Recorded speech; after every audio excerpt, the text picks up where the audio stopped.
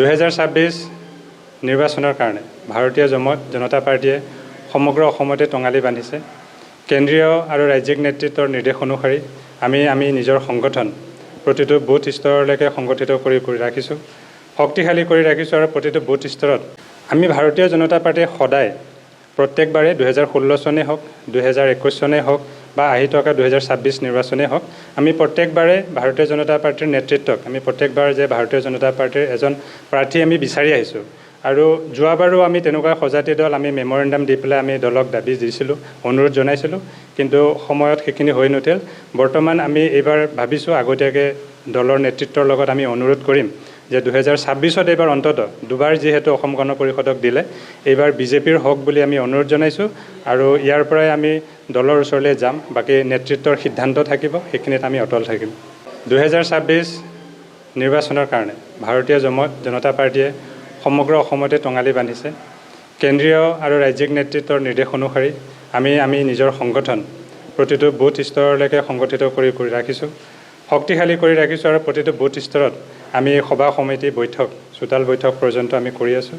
আৰু আজিও আমাৰ আঞ্জুকপানী গাঁও পঞ্চায়তৰ সবলীকৰণৰ কাৰণে বুথ সমিতিৰ সকলোখিনি কাৰ্যকৰ্তাক লৈ এখন বিশেষ সাংগঠনিক সভা আয়োজন কৰিছোঁ। আৰু ইয়াৰ লগতে কলিয়াবৰতো আমি ভাৰতীয় জনতা পাৰ্টিৰ সংগঠন শক্তিশালী কৰিছোঁ। অনাগত দিনত 2026 বিধানসভা যি আহি আছে, সেই বিধানসভাত ভাৰতীয় জনতা পাৰ্টিয়ে শক্তিশালীভাৱে অৱতীৰ্ণ হ'বৰ বাবে আমি সংগঠন শক্তিশালী কৰি ৰাখিছোঁ। আৰু ইয়াৰ পৰাই ভাৰতীয় জনতা পাৰ্টিৰ আমি কলিয়াবৰ কাৰ্যকৰ্তা হিচাপে ৰাজ্যিক নেতৃত্বকো এইবাৰ অনুৰোধ জনাব বিচাৰিছোঁ। আমি ইয়াৰ পৰা এক সজাতি দল আমি যাম, সেইটো আমি সিদ্ধান্ত লোৱা হৈছে যে ভাৰতীয় জনতা পাৰ্টিৰ এজন প্ৰাৰ্থী কলিয়াবৰ বিধানসভাত আমি বিচাৰিছোঁ। আমি কাৰ্যকৰ্তাই দাবী জনাইছোঁ আৰু ৰাজ্যিক নেতৃত্বক আমি অনুৰোধ জনাইছোঁ। গতিকে সেই লৈ পেলাই আমি ৰাজ্যিক কাৰ্যালয়লৈ আমি যাম, আমাৰ নেতৃত্বক আমি লগ ধৰিম, আমি অনুৰোধ কৰিম যাতে এইবাৰ মিত্ৰতাত যিদৰে আগত অসম গণ পৰিষদ দলক ইয়াতে কেশৱ মহন্ত ডাঙৰক আগবঢ়াইছিলে, আমি এইবাৰ মিত্ৰতাত ভাৰতীয় জনতা পাৰ্টিৰ প্ৰাৰ্থী হিচাপে এজনক আগবঢ়াওক, ভাৰতীয় জনতা পাৰ্টিৰ প্ৰাৰ্থী আগবঢ়াওক বুলি আমি অনুৰোধ জনাম ৰাজ্যিক নেতৃত্বক। আৰু সেইকাৰণে আমি প্ৰতিটো বুথ স্তৰত, প্ৰতিটো গাঁৱত, প্ৰতিটো চুবুৰীত ভাৰতীয় জনতা পাৰ্টিৰ শক্তি গঠন কৰি আছোঁ, শক্তিশালী কৰি আছোঁ। তাৰ কাৰণে আমাৰ এই কাৰ্যসূচী আমাৰ অব্যাহত আছে। আমি ভাৰতীয় জনতা পাৰ্টিয়ে সদায় প্ৰত্যেকবাৰে 2016 চনেই হওক, 2021 চনেই হওক বা আহি থকা 2026 নিৰ্বাচনেই হওক, আমি প্ৰত্যেকবাৰে ভাৰতীয় জনতা পাৰ্টিৰ নেতৃত্বক আমি প্ৰত্যেকবাৰ যে ভাৰতীয় জনতা পাৰ্টিৰ এজন প্ৰাৰ্থী আমি বিচাৰি আহিছোঁ। আৰু যোৱাবাৰো আমি তেনেকুৱা সজাতি দল আমি মেমৰেণ্ডাম দি পেলাই আমি দলক দাবী দিছিলোঁ, অনুৰোধ জনাইছিলোঁ, কিন্তু সময়ত সেইখিনি হৈ নুঠিল।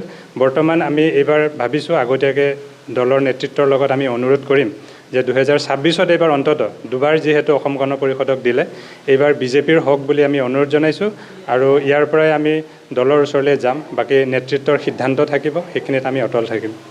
আমি সাংগঠনিক দিশত যেনেধৰণে আগবাঢ়ি আছোঁ আৰু আগবঢ়াই লৈ গৈ আছোঁ, অহা 26ত আমাৰ ভাৰতীয় জনতা পাৰ্টিৰ যিকোনো এজন ব্যক্তিকেই যদি প্ৰাৰ্থিত্ব আগবঢ়ায়, তাৰ নাম জ্বলা হ'ব নালাগে, একমাত্ৰ আমাৰ ভাৰতীয় জনতা পাৰ্টিৰ প্ৰাৰ্থী হ'লেই আমি জয় হ'ম বুলি আমি সেই হিচাপে আমি সংগঠনৰ কাম কৰি গৈ আছোঁ। আৰু আগন্তুক 26 চনৰ নিৰ্বাচনত আমি ৰাজ্যিক নেতৃত্বক আমি দাবী জনাম যে আমাক 26ত আমাক ভাৰতীয় জনতা পাৰ্টিৰ প্ৰাৰ্থিত্ব আগবঢ়াব লাগে। আমি দুবাৰ মিত্ৰতাৰ প্ৰাৰ্থিত্ব আমি মানি লৈছিলোঁ, এইবাৰ আমি কৰজোৰে অনুৰোধ কৰিম যে আমাক প্ৰাৰ্থিত্ব ভাৰতীয় জনতা পাৰ্টিৰ দিয়ে। আৰু নহ'লে আমি এইবাৰ কিন্তু ওপৰ মহলকো আমি অপেক্ষা কৰিবলৈ বাধ্য হ'ম বুলি আমালোকে ভাবিছোঁ।